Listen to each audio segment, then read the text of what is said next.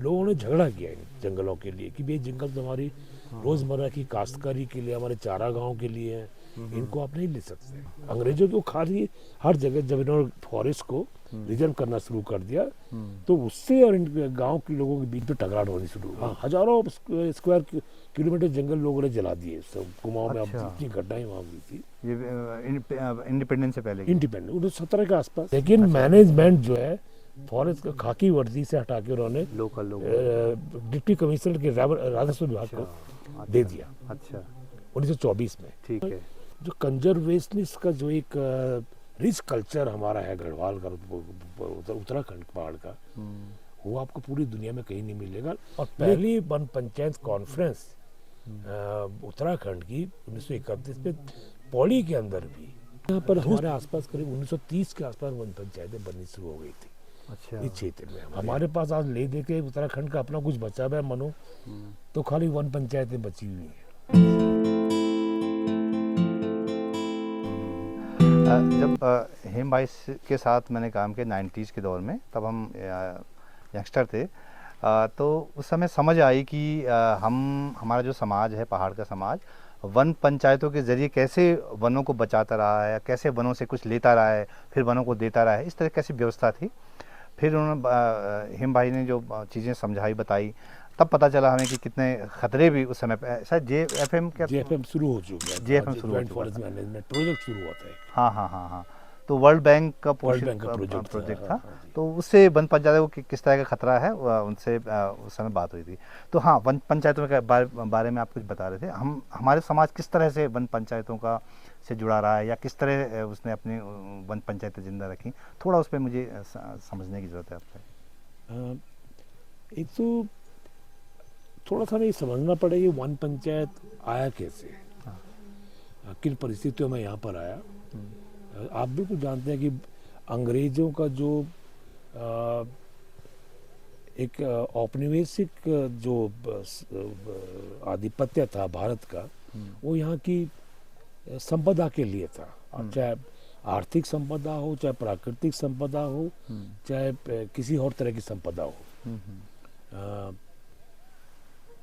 और उत्तराखंड के जंगल जो थे, वो सबसे पहला आकर्षण उत्तराखंड का जंगल था उनके लिए, अंग्रेजों के लिए। क्योंकि जो इसके अंदर इसमें तो कोई शक नहीं, वो फॉरेस्ट मैनेजर्स थे।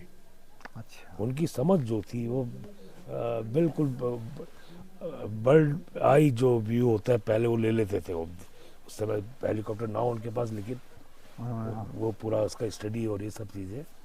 तो प्राकृतिक संपदा, वनों की संपदा के रूप में पहले उन्होंने समझा जाना क्या है यहाँ पे संपदा। तो उनको तो मिला कि साल और चीड़ जो ये टिम्बर है, ये उनकी रेलवे और जहाज रानी के लिए वही उनकी ताकत थी सबसे बड़ी। पूरे आधा विश्व अगर उनका कब्जे में था, तो उनका जो नेवल। आपने चीड़ का जिक्र किया, ये चीड़ क्या वही लाए थे, ये रोपे गए थे? चीड़ पहले था, ऐसा नहीं लोग कहते हैं कि रोपे गए। नहीं, चीड़ तो एक इकोलॉजिकल जो डिस्ट्रीब्यूशन होता है वनस्पति का, उसमें चीड़ आता है। जैसे पहले साल, सौगौन, फिर 1200 मीटर के आसपास भी चीड़ आने लगता है एल्टीट्यूड के हिसाब से, फिर बांध जैसी चीजें। तो वो अच्छा ऐसा कुछ नहीं, क्योंकि लोग कहते हैं कि भाई उन्होंने अपने फायदे के लिए चीड़ रोपे, उनको फिर बाद में काटा और स्लीपर्स। नहीं, चीड़ पहले से था, लेकिन वो अलग बात है कि उन्होंने चीड़ को काटा और लगाया लगातार, क्योंकि उनको सप्लाई चाहिए थी। अच्छा। और पहले तो चीड़ को बढ़ाया उन्होंने, बढ़ाया ये कह सकते हैं, बढ़ाया। और कुछ स्पीसीज लेके आए जो ज़्यादा जिसकी वैल्यू थी।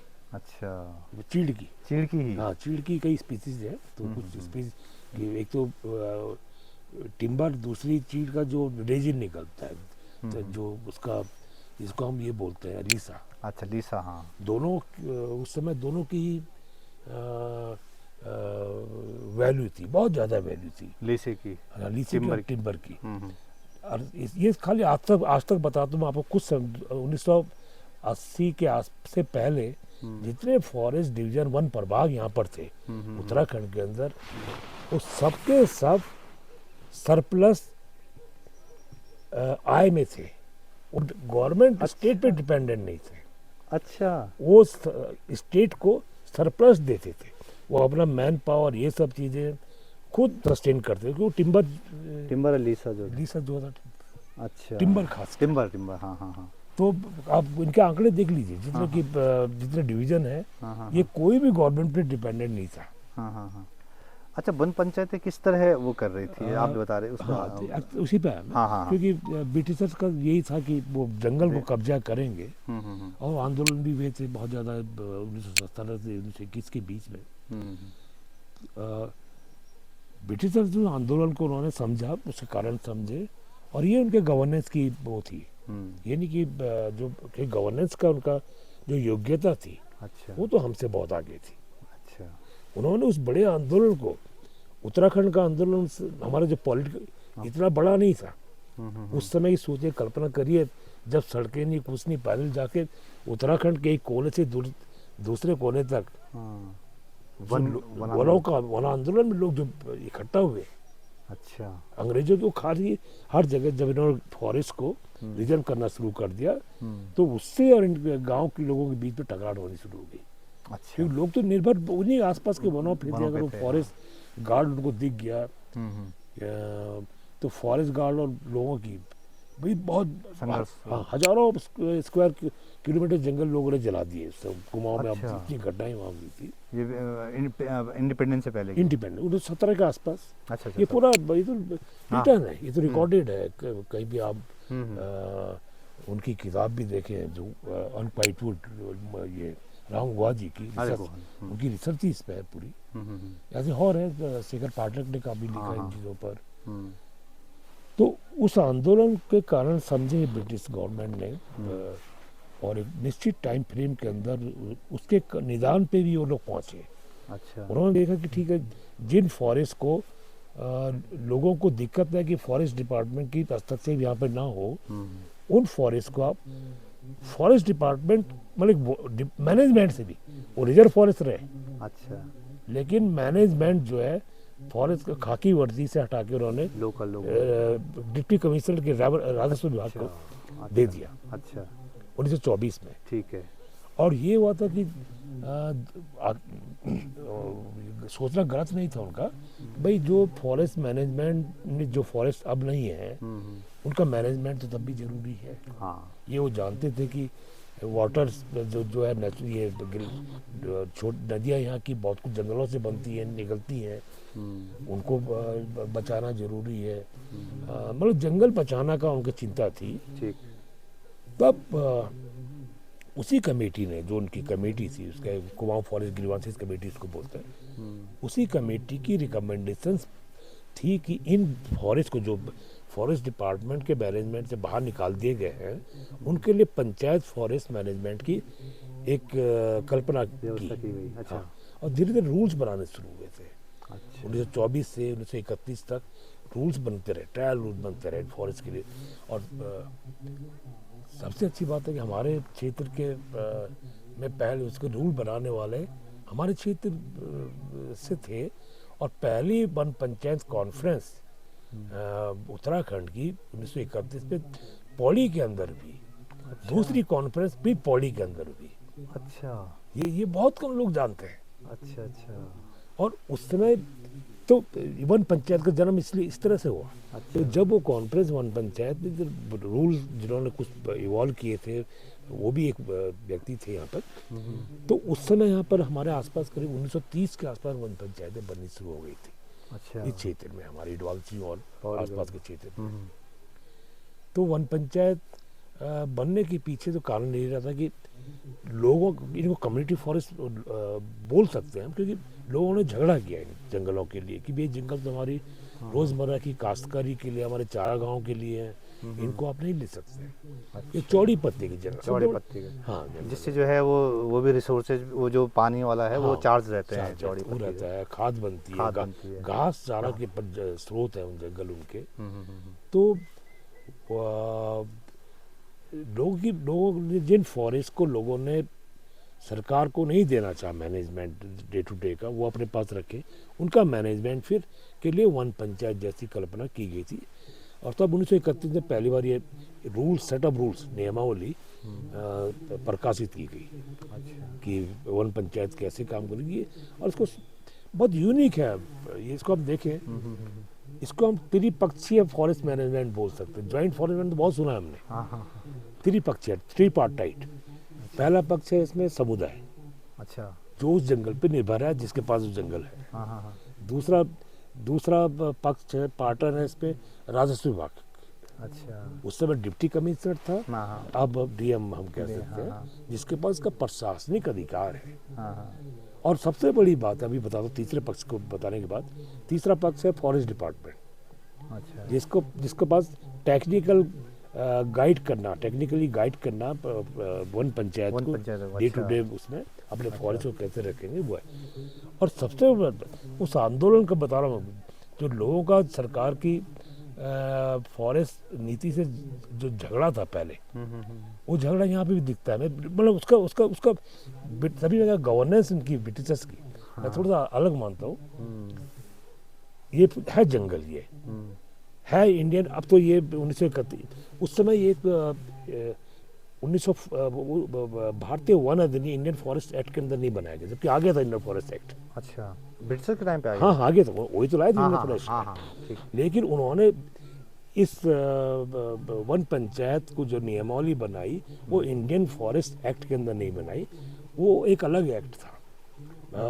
वो मद्रास रेजिडेंसी एरिया का एक्ट था, उसको समझे हो। अच्छा। उसमें ये था कि लोकल जो पिक्यूलियरिटीज है उस एक्ट के अंदर, स्थानीय जो पिक्यूलियरिटी है किसी एरिया की, उनको रिस्पेक्ट दी जाए, उनको डिस्टर्ब न किया जाए।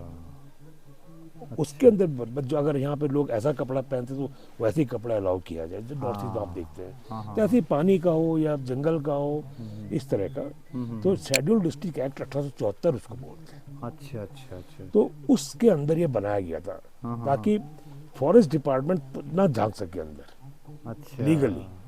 तो ये शेड्यूल्ड डिस्ट्रिक्ट एक्ट आप कह रहे हैं केवल फॉरेस्ट के लिए था? वन पंचायत के लिए। अच्छा, वन पंचायत। हाँ, वन पंचायत।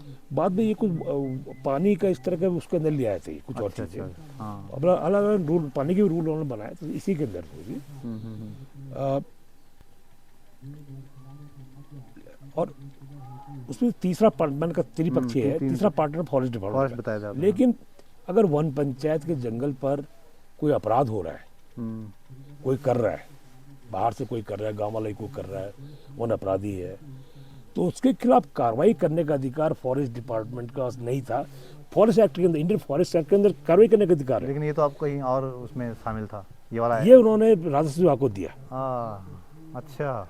मतलब फॉरेस्ट डिपार्टमेंट को अंदर तब भी नहीं लाया, खाली टेक्निकल गाइडेंस देनी है तुमने, लेकिन फॉरेस्ट एक्ट के अंदर जो कार्रवाई तुम नहीं कर सकते हो, वो कार्रवाई डीएम और उसकी मातहत के अंदर था। अच्छा। किसी भी जुर्माना वसूल करना, ये चीज़ें करना, वो सब अतिक्रमण, कहीं पर कब्जा, अवैध कब्जा की जंगलात की जमीन पे है, उसको भी फॉरेस्ट डिपार्टमेंट हटा नहीं सकता आज भी। उसको राजस्व विभाग ही हटाएगा। अच्छा। मतलब ये उनकी गवर्नेंस की जो मैं उनकी खूबी बता रहा हूँ आपको, मुझे ये बहुत अच्छा लगा। अच्छा। कि जिस चेहरे से आम जनता नापसंद करती है, उसको कभी मत लाओ पिक्चर में रखा ही नहीं। हाँ, बाद में आपके दूसरे गवर्नेंस के जो इश्यूज हैं उन पे भी वो आपको पसंद नहीं करेगी, अड़चन आएगी। ये अच्छा अच्छा। तो लेकिन ये कुछ अमेंडमेंट होते रहे। 1970 में जो हुआ, ये 64 में। 64 में। अच्छा। 64 में कुछ हल्का चेंज किया उन्होंने कि जितने फॉरेस्ट, रिजर्व फॉरेस्ट खासकर, जो फॉरेस्ट डिपार्टमेंट को से बाहर निकाल दिए गए थे उस समय, और राजस्व विभाग को दिए गए थे, डीएम को, वो वापस उन्होंने एक गुप्त शासनादेश बोलते हैं, सीक्रेट जियो है वो, कि ये जंगल खत्म हो रहे हैं, राजस्व विभाग इसको मैनेज नहीं कर पा रहा है, इसको वापस फॉरेस्ट डिपार्टमेंट को दे दिया जाए। अच्छा। ये उनकी बहुत पहले तो मतलब 1924 से वो ये दिमाग को चलता रहता है उनके समय से उन्होंने किया। लेकिन 1964 में वो स्थिति को बिल्कुल पलट दिया फॉरेस्ट डिपार्टमेंट में। अच्छा। वापस जो जंगल बाहर चले गए थे, जिनमें वन पंचायतें बन रही थी, वो रुक गई बनना रिजर्व फॉरेस्ट में। अच्छा, ठीक है। तो ये तो अब, और 1972 में ये भारतीय वन अधिनियम के इंडियन फॉरेस्ट के अंदर लिया, शेड्यूल डिस्ट्रिक्ट एक्ट जो था उसको उन्होंने खत्म कर दिया 72 में। ये। हाँ, तो एक तरह से ये वो मतलब तो शेड्यूल डिस्ट्रिक्ट एक्ट में जो प्रोटेक्शन था मतलब वो वहाँ पे खत्म हो गया वो खत्म हो गया। 72 में। हाँ, उसके बाद मतलब जंगलों पे लोकल लोगों का अधिकार जो है वो संकट में पड़ गया, ये कहना चाहते उसमें कई चीज़ें कि उस पे और जैसे एक तो ये था उस समय कि शेड्यूल डिस्ट्रिक्ट एक्ट के अंदर जो पावर्स वन पंचायत को थी और रिजर्व फॉरेस्ट पे जो अधिकार राजस्व विभाग का था, डीएम का था, डीएम को एक कंजर्वेटर का अधिकार होते थे, हाँ। डिप्टी कमिश्नर को, वो एक तो वो खत्म होते गए। फॉरेस्ट डिपार्टमेंट की जिम्मेदारी खाली इनको मैनेजमेंट प्लान बना के आप देंगे, अच्छा, वो भी अपने अपने खर्चे पर, वन विभाग अपने खर्चे पर मैनेजमेंट प्लान बना के देगा। और कंजर्वेटर चीफ को राइट होता, अधिकार था, दायित्व था, कभी नहीं बनाया उन्होंने। लेकिन धीरे धीरे वो इन चीज़ों पे मतलब बढ़ते गए आगे। और दो राज्य बनने के बाद नियमावली फिर उन्होंने संशोधन किए, तीसरा चौथा संशोधन 2001 में और 2007-05 में। उसमें पूरा टेबल टर्न चेंज कर दिया सिचुएशन। और मतलब जहाँ पर अगर देखें हम रूल्स की संख्या बढ़ाते गए, जैसे 57-58 रूल्स हैं, तो उसमें हर अल्टरनेटिव रूल वन विभाग से संबंधित है। वन विभाग की उसमें हस्तक्षेप कर दिया, उसकी राइट, उसका अनुमति लेनी पड़ेगी, उसका ये करना पड़ेगा। तो एक तरह से वो कॉम्प्लिकेटेड हो गया, मतलब बहुत ज़्यादा कॉम्प्लिकेटेड हो गया। अच्छा, और दूसरा वन विभाग को कभी तैयार नहीं किया। तो कुछ रिसर्चर्स को, मेरे स्कॉलर्स के साथ मैं जुड़ा हूँ अभी। हाँ हाँ, तो लोग आते हैं टाइम टू टाइम, जो खासकर आपने वन पंचायत हाँ, से हाँ, इशू पे बात की, तो उसमें टोक्यो यूनिवर्सिटी के कुछ रिसर्चर्स जिसका मेरा जुड़ाव है 6-7 साल से। एक आध उनकी रिसर्च पब्लिश हो चुकी है वन पंचायतों पर उत्तराखंड की। कुछ गढ़वाल यूनिवर्सिटी में भी मैंने अभी 2-1 साल से कुछ रिसर्च स्कॉलर से इनकरेज वहाँ पे किया एक्चुअली।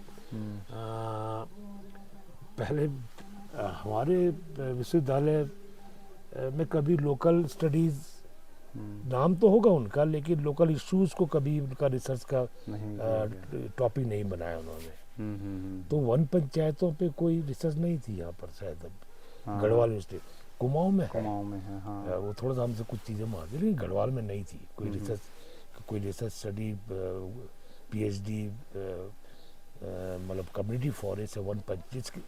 हमारे पास आज ले दे के उत्तराखंड का अपना कुछ बचा हुआ है मनो, तो खाली वन पंचायतें बची हुई हैं। अच्छा, ये अपना हमारा अपना जिसको हम कह सकते हैं। हाँ, जिसमें हमारा अपना जो कंजर्वेशनिस्ट का जो एक रिच कल्चर हमारा है गढ़वाल का, उत्तराखंड पहाड़ का, वो आपको पूरी दुनिया में कहीं नहीं मिलेगा।